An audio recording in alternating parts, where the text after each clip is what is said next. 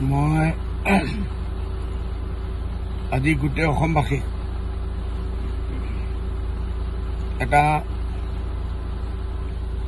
চিন্তা দিয়াৰ কাৰণে বহি আছো আপোনালোকৰ সন্মুখত। মোৰ দুখ লাগিছে, এনেকুৱা নহয় যে মুছলমান হিচাপে মই প্ৰটেষ্ট কৰি আছো। 87 বেছি ইয়াৰ্ছ এটা পৰম্পৰা জুম্মান নমাজটো আমি এছেম্বলিত ছাৰ ছাদুল্লাহ সাহেবৰ জমানাত পৰা আৰম্ভ হৈছে। আজ যোৱা ফ্ৰাইডেলৈকে চালু আছিল। এতিয়া হঠাৎ বিজেপি চৰকাৰ, ডক্টৰ হেমন্ত বিশ্ব শৰ্মাৰ চৰকাৰ, RSSৰ চৰকাৰ, বিশ্ব হিন্দু পৰিষদৰ চৰকাৰ হঠাৎ সজাগ হৈছে। মুছলমানকতো একো দিব নোৱাৰে। সব জায়গাত মুছলমানৰ ওপৰত পাবন্দী লগাই আছে। কত যাব লাগে, কত যাব দিব, কত পারমিশন দিব, কত নিদিব, কত কি খাব, নিজৰ ঘৰত কেনেকৈ থাকিব, দুৰ্ভাগ্যৰ কথা। এইসব কথা এতিয়া চৰকাৰে ডিচিশন ল'ব। আজি গোটেই অসমত মূল্যবৃদ্ধি আসমানত গৈ পাইছে।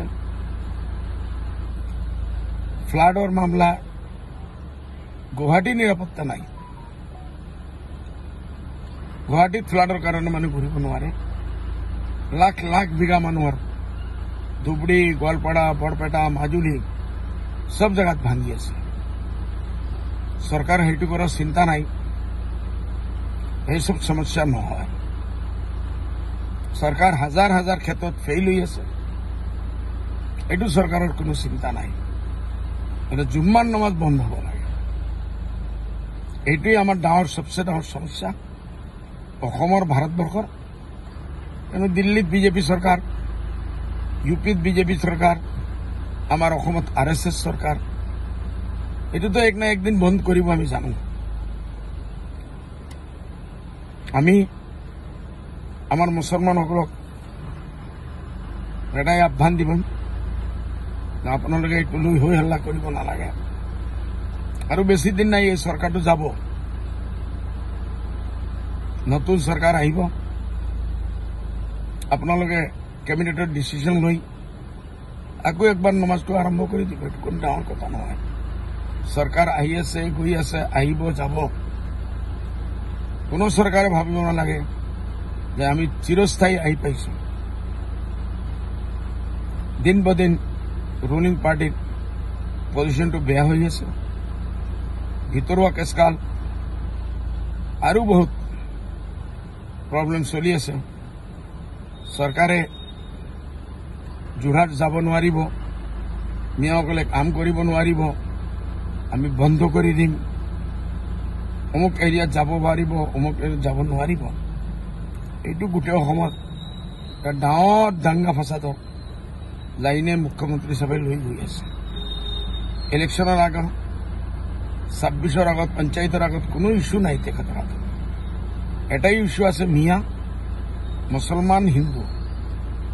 সেইটো কৰি কিমান দিন ৰাজত্ব কৰিব?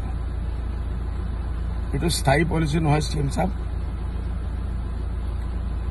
সদ্ভাৱনা, প্ৰেম, মহব্বত চৰকাৰ থাকক নাথাকক, অসমৰ যেটা আমাৰ সম্প্ৰীতি আছিল সেইটো বজাই ৰাখক। আৰু আপুনি কি পাৰে মুছলমানক বন্ধ কৰিব। আমি জানো, লিষ্ট আছে আপোনাৰ RSSৰ। নাগপুৰৰ পৰা আহে, এইটো বন্ধ কৰা, সেইটো বন্ধ কৰা, সেইটো আপুনি কৰিব বাধ্য। যেনে CM থাকিবলৈ আপুনি এইটো কৰিবই লাগিব। দুখৰ কথা, ডাঙৰ ডাঙৰ সমস্যা আমাৰ সমস্যা আছে, ইস্যুজ আছে। সেইটো চৰকাৰে বন্ধ কৰিব নোৱাৰে। খালি জুম্মান নমাজেই সবচে ডাঙৰ ইস্যু হৈ গ'ল। মই আমাৰ মুছলিম MLA সকল, মিয়া ভাইসকলক, মুছলমান সমাজক মই আহ্বান জনাম, আপোনালোকে অলপ শান্তি ধৰক, ধৈৰ্য ধৰক। আৰু কি আছে ডক্টৰ হেমন্ত সাহেবে কৰি দেখাই দিয়ক। 2026 আমাৰ সন্মুখত আছে। আপোনালোকে সেই টাইমত পলিটিক্যালি এইটো কি উত্তৰ দিব লাগে আপোনালোকে দিব।